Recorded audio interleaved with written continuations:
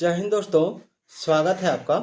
और आज का जो टॉपिक है वो है अफवाह तंत्र। आप देख सकते हैं टॉपिक है अफवाह तंत्र। यानी इसमें हम लोग आज गंगा नदी तंत्र के बारे में जानेंगे। तो चलिए स्टार्ट करते हैं। पूरा वन लाइनर जी के घटना चक्र बुक से मैं इसे लेकर आया हूँ। जीएस पॉइंटर भी इसका दूसरा नाम है। बहुत ही अच्छी किताब है, 2023 का अपडेटेड बुक है ये। तो उसको पूरा जरूर देखिएगा। आपका एसएससी, जेएसएससी, ठीक है, बीपीएससी, रेलवे, जितनी तरह की प्रतियोगिता परीक्षाएं होती हैं सब में ये काम आएंगी। तो चलिए इसको पूरा जरूर देखिए। तो पहला सवाल आपका स्क्रीन पर है। आप देख सकते हैं कि गंगा नदी उदाहरण है, किसका उदाहरण है? तो गंगा नदी जो है उदाहरण है आपका पूर्ववर्ती अफवाह का। किसका है? पूर्ववर्ती अफवाह का। और बांग्लादेश में गंगा नदी को पुकारा जाता है पद्मा नाम से। किस नाम से? पद्मा नाम से। और सुंदरबन डेल्टा का निर्माण करने वाली नदियां गंगा और ब्रह्मपुत्र है। ठीक है। उसके बाद आप आ जाइए, गंगा बहुत ही प्रदूषित नदी है।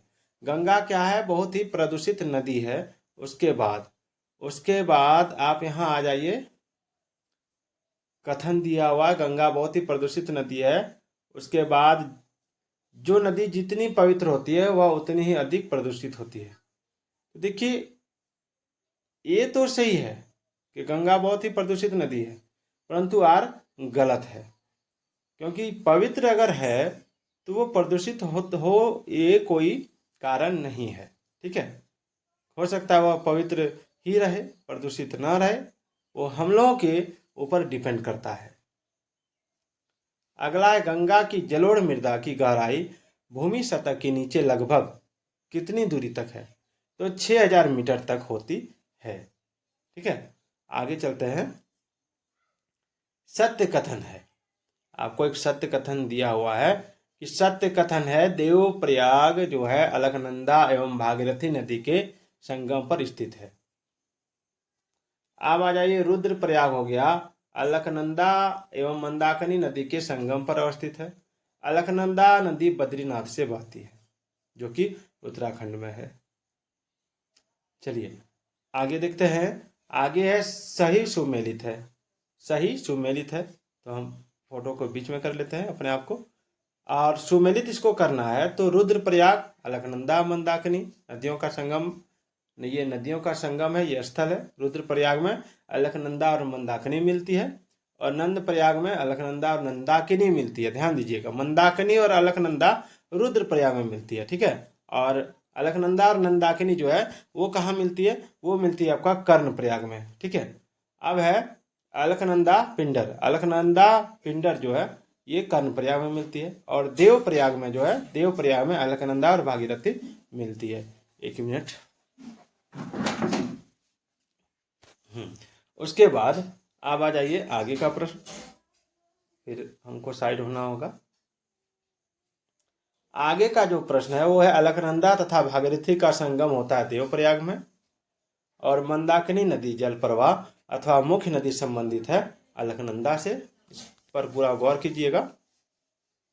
उसके बाद आप आ जाइए इधर, वह नदी का तट जिस पर बद्रीनाथ का प्रसिद्ध मंदिर स्थित है तो वो अलकनंदा है। कौन है? अलकनंदा।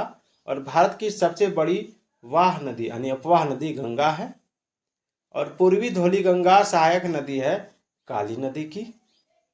चलिए आगे देखते हैं। आगे है केदारनाथ से रुद्रप्रयाग के मध्य प्रवाहित होने वाली नदी है मंदाकिनी। ठीक है। और यमुना नदी की सहायक नदियों का पश्चिम से पूर्व की ओर व्यवस्थित क्रम है, यानी यमुना नदी में जो नदी मिल रहा है, ठीक है, उसका जो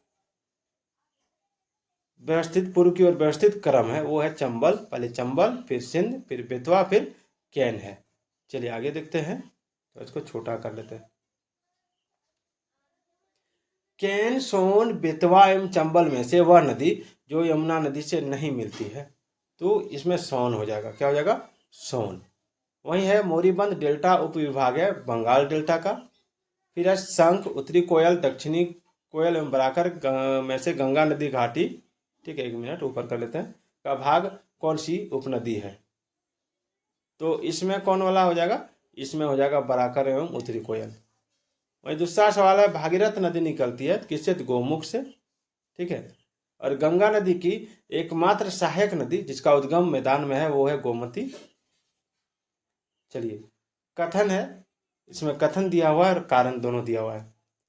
तो कथन जो है, दिल्ली और आगरा के मध्य वर्ष के अधिकांश समय में यमुना नदी मिलित हो जाती है और यमुना असतत वाहिनी नदी है।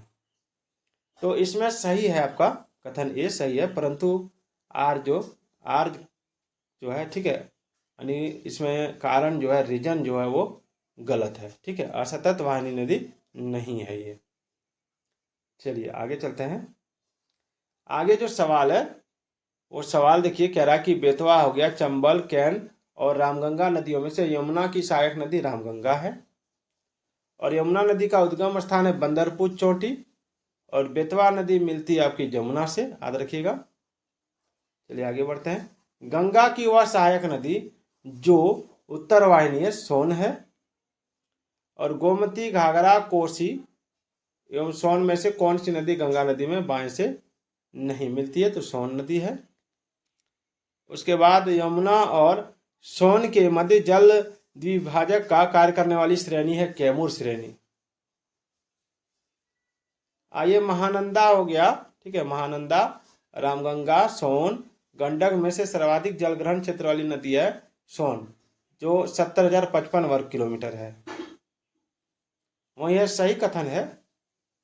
तो रामगंगा नदी कन्नौज के पास गंगा नदी में मिलती है। उसके बाद बिहार राज्य में, ठीक है, बिहार राज्य में आपका हो गया, गंगा के किनारे स्थित जिलों की संख्या है 12। उसके बाद है आपका भागलपुर, कटिहार, पटना तथा बेगूसराय जिलों में गंगा नदी सबसे लंबी है, वो है पटना में, ठीक है। कहाँ है सबसे ज्यादा लंबी गंगा नदी? कहाँ है? पटना में।